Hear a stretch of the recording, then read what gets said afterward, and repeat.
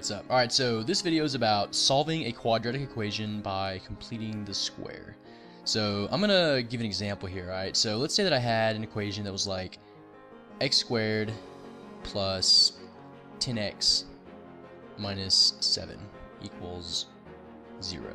Okay, so if you're familiar with the different ways to solve quadratic equations, you'll know that there's three ways.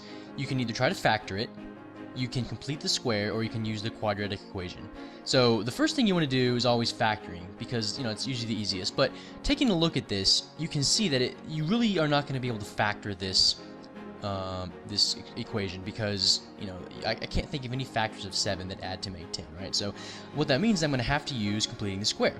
Now the way you do that is it's sort of, you begin by doing something that seems a little bit strange, okay? You begin by adding a certain number to both sides of the equation, okay?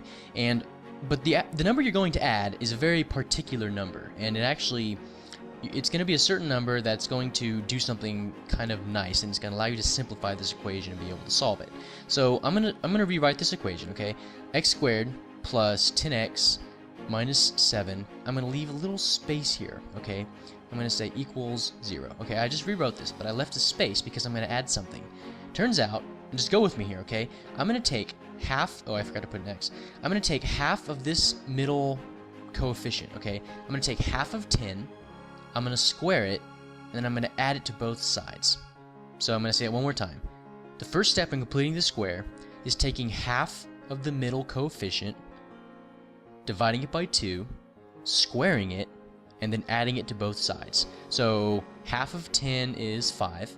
5 squared is 25. So I'm going to go plus 25 plus 25. It seems really arbitrary why I did that, but it's going to make sense in a second why I did this, okay? Now, just first of all, I want to do like a little side note here, okay? Some of you might be thinking, like, what's with this adding numbers randomly, right? How can you get away with that? Aren't you changing the value? No, I'm not, because I'm adding it to both sides. I can do the same thing. This is algebra. I can do the same thing to one side of the equation as I do to the other, right? I just added 25 to both sides. I didn't break any rules there. All right. So now that I put this 25 here, I'm going to get rid of this negative 7, okay? So I'm just going to go plus 7, plus 7, okay?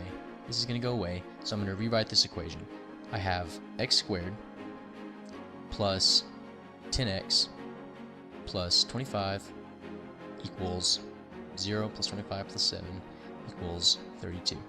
Okay, so I just did a little bit of rewriting. Okay, remember, I haven't solved anything yet. All I'm doing is I'm just rewriting this equation in a different form. Turns out that, remember I said it was going to make sense that how I added this 25? Well, this is why it makes sense, because now that I have this 25 here, I can do something very nice. I can actually factor this trinomial into an x plus 5 times an x plus 5. Notice, x plus 5 and x plus 5 are the same. That means that this trinomial is actually a perfect square trinomial, isn't it? By the way, this makes sense, doesn't it? See, x times x is x squared. I'm going to get a 5x and a 5x, combine like terms, going to get a 10x, and 5 times 5 is 25, right? So if you know you're factoring, this is very simple, okay? Well, see, the fact that x times 5 is, the fact that these factors two factors are the same, means that I can actually just rewrite this as x plus 5 squared, right? Because squaring just means something times itself, doesn't it? Right? X plus 5 times itself is just x plus 5 squared. This equals 32.